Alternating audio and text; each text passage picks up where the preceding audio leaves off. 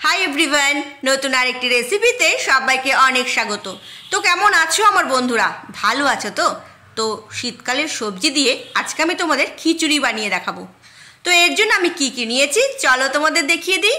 তোমরা তোমাদের পছন্দ মতো সবজি কিন্তু নিতে পারো। আমি নিয়েছি মটরশুঁটি, টমেটো, আলু, বাঁধাকপি, ফুলকপি, মূলো। তোমরা যদি চাও তোমাদের যেই সবজিগুলো পছন্দ সেগুলো তোমরা দিতে পারো। আর দেখো আমাদের লাগবে মুগ ডাল। আমি নিয়েছি 1 বাটি মুগ ডাল, 1 বাটি গোবিন্দভোগ চাল। চাল আর ডালের পরিমাণটা কিন্তু একদম সমান নেবে তোমরা, ঠিক আছে? তাহলে চলো সবার প্রথমে আমি মুগ ডাল ভেজে নেব। কড়াই বসিয়ে দিয়েছি, মুগ ডাল দিয়ে দিলাম। ডাল লাল করে ভেজে নিতে হবে। বন্ধুরা তোমরা তো অনেক দিন ধরে রিকোয়েস্ট করছিলে যে দিদি আবার আরেকবার খিচুড়ি বানিয়ে দেখাও শীতকালের সবজি দিয়ে। তো তোমাদের জন্য আজকের ভিডিওটি। তো দেখো ডাল লাল করে ভেজে ভালো করে ধুয়ে পরিষ্কার করে নিয়েছি। এর মধ্যে নিয়ে নিলাম গোবিন্দভোগ চাল। এবার চাল আর ডাল একসাথে আমি ধুয়ে নেব। অবশ্যই তোমরা ভালো করে ধুয়ে পরিষ্কার করে নেবে। কড়াই বসিয়ে দিয়েছি, দিয়ে দিলাম সাদা তেল। তোমরা সাদা তেলের বদলে সর্ষের তেল দিয়েও কিন্তু রান্নাটা করতে পারো। এবার আমি সব সবজিগুলো ভেজে নেব। দিয়ে দিলাম 1 টিস্পুন হলুদ গুঁড়ো, দিয়ে দেব স্বাদ অনুসারে নুন। সবজিগুলো ভেজে নেব। তোমরা যদি চাও সবজিগুলো আলাদা করেও ভেজে নিতে পারো, তাতেও কোনো অসুবিধে নেই। খুব সহজ রান্না, আর খিচুড়ি খেতে কে না ভালোবাসে বলো? আর এই শীতকালে নানান রকম সবজি দিয়ে খিচুড়ি রান্না করে খেতে কিন্তু বেশ ভালোই লাগে, তাই না বলো? তো সবজিগুলো ভেজে নেব। আর কি জানো তো, আমার যে বন্ধুরা আমাকে রিকোয়েস্ট করো যে দিদি আবার ভিডিও দাও, কেন ভিডিও দিচ্ছ না? ভালো লাগলো আমার এটা দেখে, সত্যি খুব ভালো লাগলো। অবশ্যই আমি এই চ্যানেলে আবার কাজ করব, তোমাদের জন্য এরকম নতুন নতুন রেসিপি নিয়ে আসব, ঠিক আছে? তো দেখো সবজিগুলো ভেজে নিয়েছি। এদিকে আমি বসিয়ে দিলাম প্যান, দিয়ে দিলাম সর্ষের তেল। তেল গরম হয়ে গেছে, দিয়ে দেব ফোড়ন। ফোড়নও দেব শুকনো লঙ্কা। এখানে আমি 2টো শুকনো লঙ্কা ফোড়ন দিয়েছি। আমি এর মধ্যে 1 টিস্পুন গোটা সাদা জিরে দেব। তোমরা যদি চাও 5 ফোড়ন দিতে পারো। দিয়ে দিলাম একটা তেজপাতা। গ্যাসের ফ্লেম মিডিয়াম রেখেছি।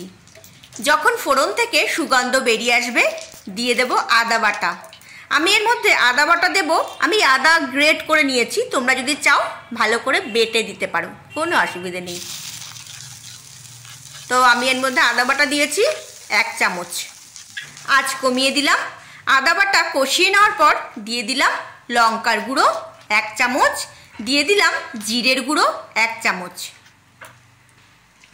সামান্য জল দিয়ে দিলাম যাতে মশলা পোড়া না লেগে যায়। দিয়ে দিলাম 1 চামচ হলুদ গুঁড়ো। খিচুড়ি একটু কালার না আসলে কিন্তু ভালো লাগে না, তাই না বলো? বেশ সুন্দর কালার হবে। দিয়ে দিলাম স্বাদ অনুসারে নুন।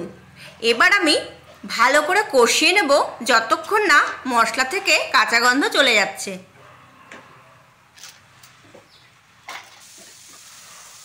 তো দেখো মশলা কষিয়ে নিয়েছি।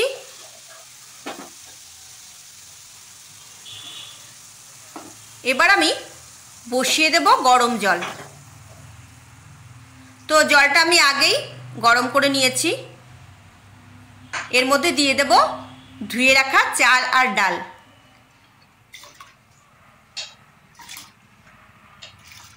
তোমরা যদি অন্য কোনো রকমভাবে দেখতে চাও, অন্য কোনো রেসিপি, তোমরা বলতে পারো আমাকে, ঠিক আছে? তো চাল আর ডাল আমি দিয়ে দিলাম। এবার আমি ঢাকা দিয়ে দেব যাতে চাল আর ডাল সেদ্ধ হয়ে যায়।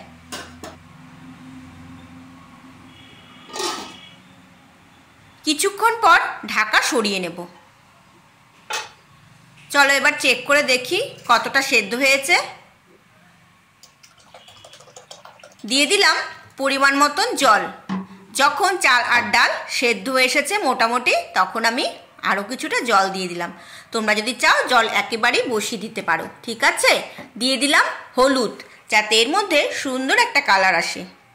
আমি কিন্তু সেদ্ধ করার পর হলুদ দিয়েছি।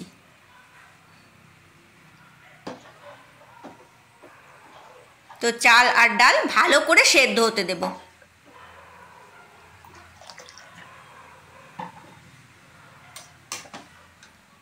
তো এই পাত্রে তো আটবে না, আমি কি করব, একটা বড় কড়াইয়ে ঢেলে নেব। পরে যখন চাল আর ডাল মোটামুটি সেদ্ধ হয়ে যাবে তখন সবজিগুলো দিয়ে দেব। যে সবজিগুলো আমি হালকা ভেজে রেখেছি সেই সবজিগুলো এর মধ্যে দিয়ে দিতে হবে। তো এই পাত্রে আটবে না যেহেতু আমি এই বড় কড়াইয়ে ঢেলে নেব। আর তোমরা মিষ্টি অবশ্যই দেবে, তবে এখন দেবে না। যখন সবজিগুলো আর চাল ডাল ভালো করে সেদ্ধ হয়ে যাবে তখন তোমরা মিষ্টি দিতে পারো, ঠিক আছে? আর সবার শেষে তোমরা ভাজা মশলা দিতে পারো।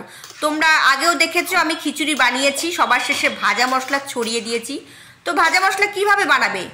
গোটা সাদা জিরে শুকনো কড়াতে ভেজে গুঁড়ো করে নেবে, সবার শেষে ওপর থেকে ছড়িয়ে দিতে পারো। এবার আমি কষিয়ে রাখা মশলা এর মধ্যে দিয়ে দিলাম। এবার আমি আঁচটা বাড়িয়ে রেখেছি।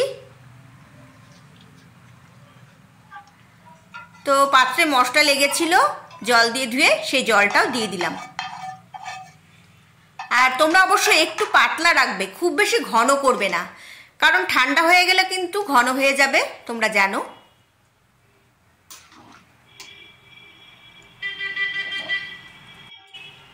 বন্ধুরা, তোমরা যদি রেসিপিটি ফেসবুক পেজ থেকে দেখে থাকো তাহলে পেজটিকে তোমরা অবশ্যই ফলো করে রেখো। আর যদি তোমরা ইউটিউব চ্যানেল থেকে দেখে থাকো তাহলে তোমরা চ্যানেলটিকে সাবস্ক্রাইব করতে একদম ভুলো না। এরকম ভালো ভালো রেসিপি তোমাদের জন্য নিয়ে চলে আসব, ঠিক আছে? তো কিছুটা নুন লাগবে, ওপর থেকে নুন ছড়িয়ে দিলাম। দিয়ে দেব চিনি। ঝাল আর মিষ্টি তোমাদের টেস্ট বুঝে দেবে। আমি কাঁচা লঙ্কা দিয়েছি এর মধ্যে চিড়ে, যাতে খিচুড়িটা একটু ঝাল ঝাল হয়। আমি কি বলতো, একটু ঝাল পছন্দ করি।